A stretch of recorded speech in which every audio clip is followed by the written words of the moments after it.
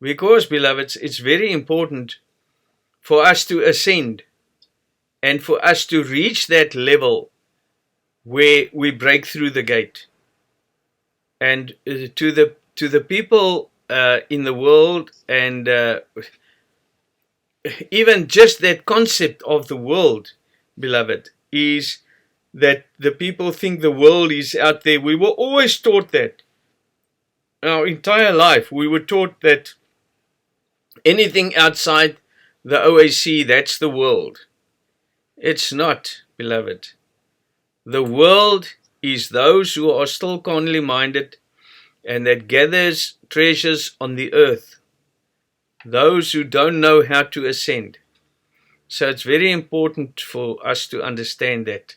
Because, beloved, what I also find is that the beloveds take from what they learn here and they try and teach it in the Old Apostolic Church. And now they're trying to convert the entire church. Nothing wrong with it. Please, beloveds, don't misunderstand me. But this is very serious and damaging to their own souls because they don't understand the Bible.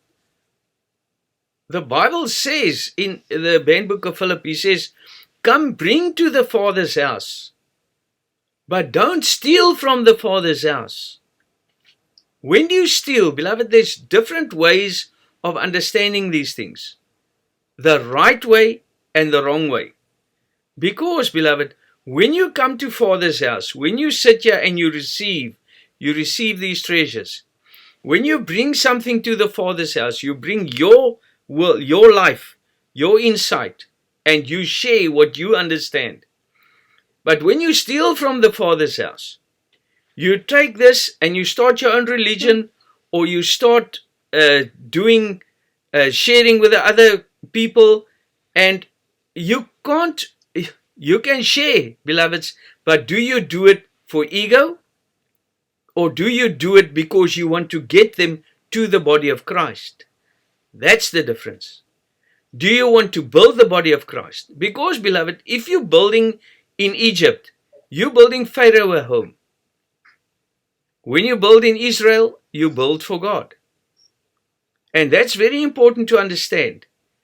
And that's why, beloved, there are so many people that leave the apostolic members of Christ. Because it's just too much to handle. That's not what I want to hear. I want to hear what I want to hear.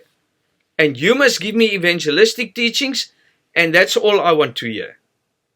I can never get you into the kingdom of God that way, beloveds. How am I going to get you into the kingdom of God? I can only get you into the kingdom of God when you become nothing. I can only get you into the kingdom of God when you become the path. When you start loving souls, when you start realizing life. When you start understanding your path, and again, your path is dying. Beloved, you know what? When Paul says, I marvel that you are so soon removed from this religion, from this gospel, while there is no other. There is no other gospel but this path which leads to God, beloved. So the one guy said to me today, he said, no, you left the church. Julle is nou 'n secte and you left the church. I said, I never left the church. Not one of the apostolic members of Christ left the church. You left the church. We are the same. Just the name changed. Christ is the same. But the OAC is the apostolic members of Christ of old. That's who we are. And I'm going to put this on Facebook. Because we are the Spirit Christ. We are the ones that... Apostle. Sorry, beloved. Amen, Apostle. Amen for that words, Apostle. Yes, we never left Christ. We're keeping Christ alive. We want life. Because if you serve a God in flesh, or you are carnally minded, it's death, beloveds. Beloveds, if you don't understand the sealing, if you don't understand the baptism, if you don't you receive the mark of the Lamb by a living apostle. Beloved, everybody thinks that is some magic that happens, that the apostle lays his hand upon you. And I've spoken about this the last two services. He lays his hands upon you physically, and now you receive some mark of a lamb that glows at night, or the spirits see you and they see the mark of the lamb and they run away. I'm being serious. I mean, that's officers that say that no, the spirits can't come into your house, you have the mark of the lamb. And that glows. And what? Beloveds, please don't get there. The mark of the lamb is the cross on your forehead and on the chest. What is your forehead, beloveds? That's where David struck Goliath, in the forehead. Your way of understanding, he changed that. And he beheaded him, and he gave him a new head, which is Christ. So when you receive the mark of the Lamb, you are sealed. You are sealed with the mark of the Lamb. In other words, how do you see that seal? And if somebody, he says in the banned book of Philip, he said Jesus tricked everybody. The people saw him as themselves. Why, beloved? When they see you as themselves. They don't know that you have the mark of the Lamb, because the living apostle is now sealing you with the mark of the Lamb. I am teaching you to love God above all. I am teaching you how to overcome the flesh and seal your past behind you. If I give you the sacrament and I lay my hands on you and you have a thrill and you know now, I can feel that power working through me, you're living in a fantasy world. It takes a lifetime and lifetimes for these things to happen. Beloved, when you are baptized and I baptize you with the water or I push you under the water, what is the baptism? Just to get a bit of clarity for the people that ask me today. What is the baptism? It's the washing of sins, beloved. Where's my sins? My way of understanding, fleshly understanding. So if I push your head under the water, or I put jugs and jugs of water over you, it's not gonna wash your sins. It's gonna wash your physical body, yes, but not your sins, because that is what the baptism with the Holy Spirit is. The Holy Spirit is the Spirit of truth. I baptize you with the Holy Spirit. In other words, I teach you the truth, and now your sins are washed. Now you know the truth. You lived in a lie. You lived in flesh. You believed in a physical Jesus. You believed in physical things. Now I'm making the Holy Spirit live within you. I'm giving you the truth. When you see the truth, you become the truth. So now by learning that truth, I am washing your sins. I'm cleansing your mind. I'm changing your mind. That is what the baptism is.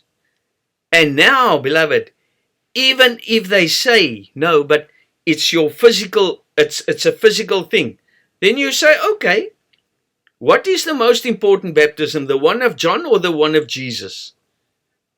The one of Jesus, obviously. So then you must be baptized with the fire and the Holy Spirit. Also physical? Must I put you into a fire or an oven or something? No, beloved. I baptize you with water first, so that you learn the truth. You're not Christ yet. You haven't gone to the cross yet. You are only learning the soft word of God. We are just teaching you. And then comes the fire baptism, because John said the one that comes after me, he's mightier than I. He will baptize with the Holy Spirit and with fire. In other words, that's another truth, because remember, the Holy Spirit is the Spirit of truth, John 14.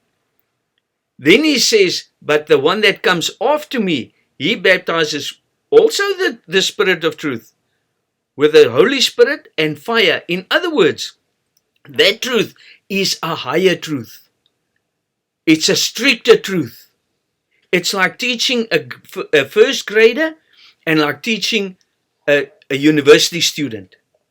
When you teach a student in school, a primary school, you teach them nicely and you teach them to play with clay and you give them some rope. But when they're in university, you say, listen, if you don't want to study, get out of my class. If you don't want to, don't waste my time. We have people here that wants to become something in life. And that's exactly what the fire baptism is, beloved. So the fire baptism is the fire. You learn the truth. When you know the truth, now you know that this is what I have to do in life. To come somewhere. Now I can enter into the kingdom of God. Beloveds, did you ever learn how to truly receive the Holy Spirit? Did you ever learn how the scales is truly taken from your eyes? Or was it always just a fantasy? I can't leave you there, beloveds. And that's why I'm telling you, the one that comes after me will baptize with the fire and the Holy Spirit. That is why I want to speak to my disciples alone at times and my body. Because then I can be stricter. Because the other people just fall off by the wayside. They can't handle it. And it's not, beloved, as I said, like I want to read here from Romans 7. Please read Romans 7 again tonight. He says that those who are under the law, we are made free of the law. How are you made free of the law? The law is come to church, do this, do that, do this. Then you're under the law because I have to go. Why do I have to go? Because I'm scared I'm going to end up in hell. Isn't it? So now I have to go. Now, beloved, when you are made free of the law, that's when you become spiritual. That's when you ascend into higher levels of understanding. Now nobody has to tell you anymore. You have to do this or you have to do that. Because you have become the Son. You have become God-friendly flesh. I want to die. I want to be one with my Father. Beloveds, when you see the Holy Spirit, you become the Holy Spirit. When you see Christ, you become Christ. When you see Father, you will become Father. Nobody comes to the Father but by the Son. What is the Son? The Son is the path which leads to God, the mediator. So when you become that path, when you become that mediator, you're on your way to God because you're connected to God. Beloved, a mediator is something that's connected from the place you're going to, your destination, to where you are now. So that path is the mediator, mediate between where I am and the destination, beloveds. So that's what Christ is, the path which leads to God, and that is the cross. That is to conquer the flesh. Isn't that the baptism? To wash the sins. What is flesh? Sins. So I have to get rid of my fleshly thought. Because the fleshly thought, carnally minded, is the enemy of God. Dis vyandskap teen God, geliefde. What is so difficult to understand about that? How can I say, if I say Jesus is a fleshly being, how am I not carnally minded? Hoe is ek nie vleeslik nie, geliefde? As ek sê Jesus is fisies gekruisig, if I say Jesus was crucified physically, is that carnally or is that spiritually?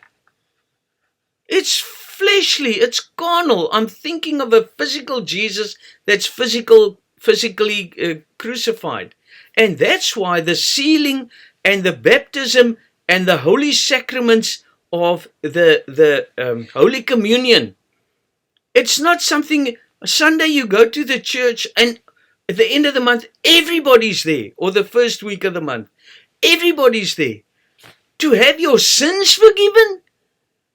You're living in a fool's paradise, beloved. What you learn now, the truth, washing of sins, is I am now giving you the wisdom and the light to overcome sins. That is how I forgive your sins. If I say, Your sin, I'm an apostle of Jesus Christ and I forgive you your sins. And you get a thrill and you feel so good. Now I'm not going to sin again. You're going to sin again because you don't know what you're sinning. You don't understand sin.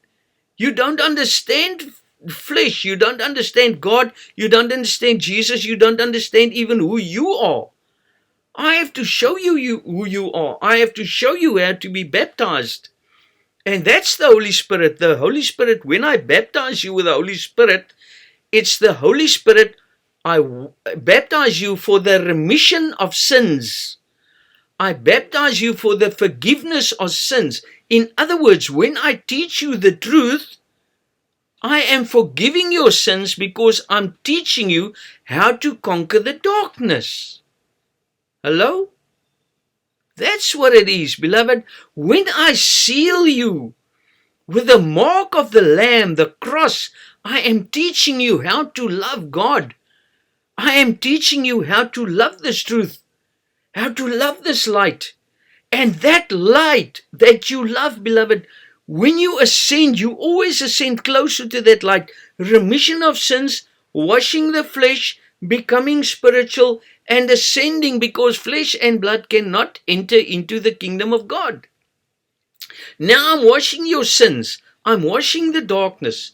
I'm washing the flesh. And you're becoming more spiritual. Now that spirit is ascending into the kingdom of God. That's why God gave you this gate. And that's why it's so important for you to understand where you come from. When the baby came into the mother's womb, what is your duty in this world? Where are you headed? Not, please, beloved, I seal you every time that you are sitting here in a service. I'm sealing you. Every time you see more, I'm washing your sins. What is better? To say, I forgive you your sins and you stay in darkness? Or I explain to you what the light is, what Father is, who you are, and you overcome that sin. And now I forgive your sins. But that's what the world wants. Beloved, not people out there. The people that think carnally, that's the world. So they want those words. And that's all they want. Just to be pampered, just to be fed with milk, and just to be fed with water. They don't want the fire baptism. They don't want to die on the cross, because for as long as you baptized with milk and with water, you're not going to the cross, because the fire baptism starts with a cross. That's death. That's life. Because you can't live without dying, beloveds. You can't live in darkness. That's why he says in the book of Thomas, he says, when you seek God's kingdom, don't stop seeking until you find. And when you find, you will be troubled. Before it sounded like a picture perfect. Oh, it's lovely. Oh, we serve Jesus and we go to church 7 days a week, and you leave your body and you're gone. If I can't get you into the kingdom of God before you leave this gate, beloved, you're gone. And it doesn't stop there. That's the fire baptism. And then first I baptize you with water, teach you the truth, wash your sins. Then the fire baptism come. Then you're on the cross and all the pain. And then you become God-friendly flesh. Then you ascend in light. You ascend into the kingdom of God. Now nobody has to. Can a spirit burn, beloveds? No, a spirit can't burn. That's why I always say, when you have the full armor of God, that shield is to have no more flesh. Because if you have no more flesh, they can throw stones, they can shoot the darts, they can put arrows, they can do whatever they want. Nothing can hurt you. Why? Because when you become the Son, you become the Father. When you see Christ, you become that Spirit. The Spirit of forgiveness. The Spirit of light. So that's what you're doing here, beloveds. You want to enter into the kingdom of God, because once you leave your body, you're back in the astral, you're gone. No priest, nobody's going to send you into the rest.